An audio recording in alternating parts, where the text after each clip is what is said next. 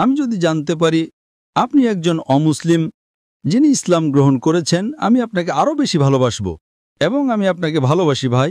হ্যাঁ হ্যাঁ, আমি আপনাকে একজন জন্মসূত্রে মুসলিমের চেয়েও বেশি ভালোবাসব। তাহলে কি আপনি আমার ভালোবাসা পছন্দ করবেন? অবশ্যই হ্যাঁ। সুতরাং আপনাকে বুঝতে হবে, যাদের জ্ঞানের অভাব আছে তারাই এমনটা করে।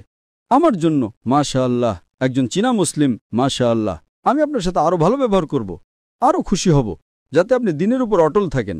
একদম ঠিক। তাহলে কেন কেউ আপনাকে চীনা হওয়ার কারণে বৈষম্য করবে? কেন? এর মানে হলো আপনি যাদের মুসলিম বলছেন, যারা আপনার সাথে বৈষম্য করছে তাদের কোরআনের সঠিক জ্ঞান নেই। এটা খুবই স্বাভাবিক বিষয়।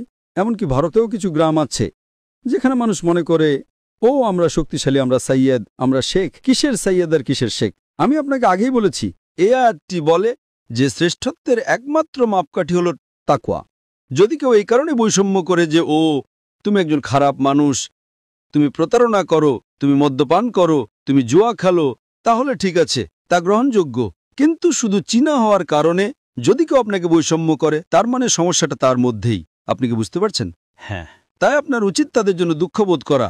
আপনার আল্লাহর কাছে দোয়া করা উচিত যে আল্লাহ যেন তাদেরকে হেদায়েত দান করেন। পরের বার যখন তারা কিছু বলবে, আপনি বলবেন ডক্টর জাকির নায়েক। এবং ইনশাল্লাহ বেশিরভাগ ইন্দোনেশিয়ানরা আমাকে চেনেন, সবাই না, বেশিরভাগই। তারা বলবে ডক্টর জাকির নায়েক আমাকে ভালোবাসেন কারণ আমি একজন চীনা। এবং সাধারণত আমি অন্য জন্মসূত্রে মুসলিমদের চেয়ে আপনাকে বেশি ভালোবাসবো কারণ আপনি নবমুসলিম, তাই না? সঠিক। সুতরাং আপনার কোরআনের জ্ঞান কম বলে যদি আমাকে ঘৃণা করেন, তাতে আমার কিছু যায় আসে না। কিন্তু সে শুধু চীনা হওয়ার কারণে যদি আপনাকে ঘৃণা করে, তাহলে সমস্যাটা তার। এবং শ্রেষ্ঠ মুসলিম হওয়ার একমাত্র উপায় হল আরও বেশি তাকওয়া অর্জন করা।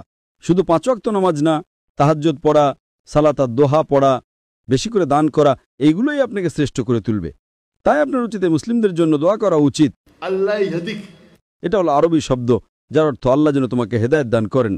আল্লাহ ইয়াহদিক, তাই আপনাকে বলতে হবে আল্লাহ যেন তোমাকে হেদায়েত দান করেন, আল্লাহ যেন তোমাকে সঠিক পথ দেখান।